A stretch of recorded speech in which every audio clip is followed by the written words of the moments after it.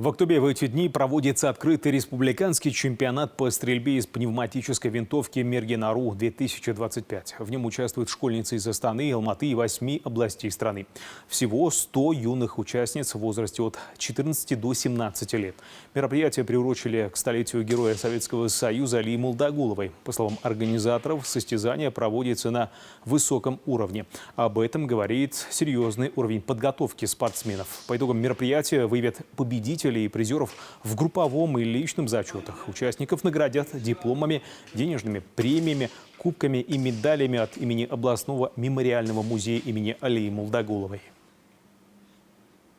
Конкуренция очень большая среди девушек. Почему? Потому что все команды, которые прибыли из областей, пришли подготовленными. Сразу видно. Настрой у них очень хороший. Все стремятся к победе. 2 упражнения, значит, ВП-1, это стоя с упора, девочки стреляют, и ВП-2, стоя без упора. Максимальное количество баллов – это 200 баллов.